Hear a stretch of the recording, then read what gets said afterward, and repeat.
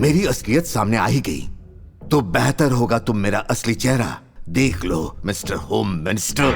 दिख रहा है, लंबाई में तुम मुझसे 3 इंच छोटे हो और बातों में तुम्हारी जुबान 6 इंच मुझसे लंबी है। अब तक तुमने जो भी देखा है वो तुम्हारी भाषा में बस ट्रेलर है। मैं तुम्हें कुर्सी पर बिठाऊंगा और पूरी की पूरी फिल्म दिखाऊंगा। लाइफलाइन दुनिया के 32 देशों में फैला हुआ है।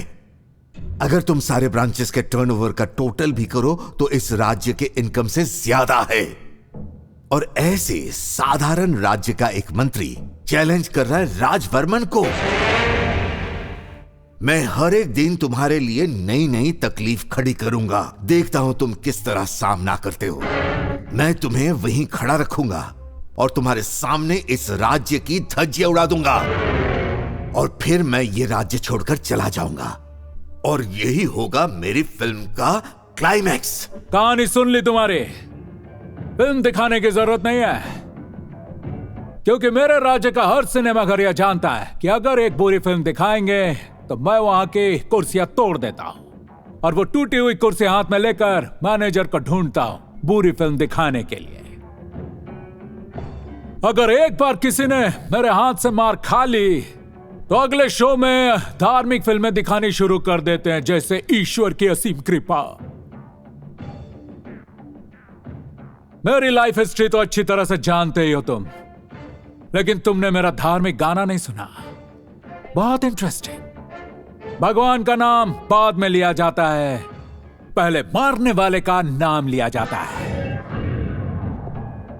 ए पगले, वापस घर चला जा वरना मारूंगा मैं तुझे यहां पे। लाश मिलेगी शमशान में।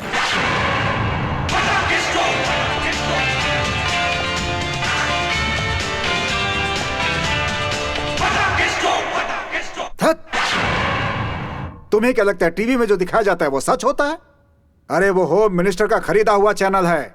मुझे बेइज्जत और राज बर्मन को बुरा बताने के लिए वो प्रोग्राम दिखाया गया था।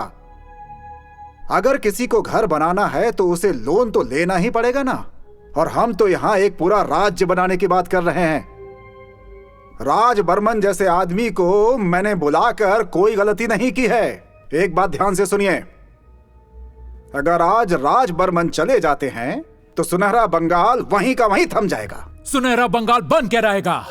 अगर इस देश के लोग लड़के स्वतंत्रता ले सकते हैं तो वो लोग सुनहरा बंगाल भी बना सकते हैं और इसके लिए उन्हें खुद को बेचने की जरूरत नहीं। लेकिन फाइनेंस मिनिस्टर ने तो कहा है कि राज बर्मन जैसे अमीर लोगों को राज्य में लाकर उन्होंने कोई भूल नहीं की। मैं वो सारी गलतियां दिखाऊंगा जो उन्होंने की है। उन्होंने खुद को तो बेचा है, अब राज्य को भी बेचना चाहते हैं और उसका सबूत सबके सामने है। अगर उनमें हिम्मत है तो कहो मेरा सामना करें। एक होम मिनिस्टर की हैसियत से नहीं, एक साधारण इंसान की तरह उनसे सवाल पूछना चाहता हूं।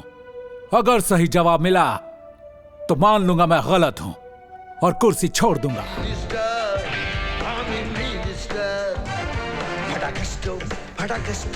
मंत्री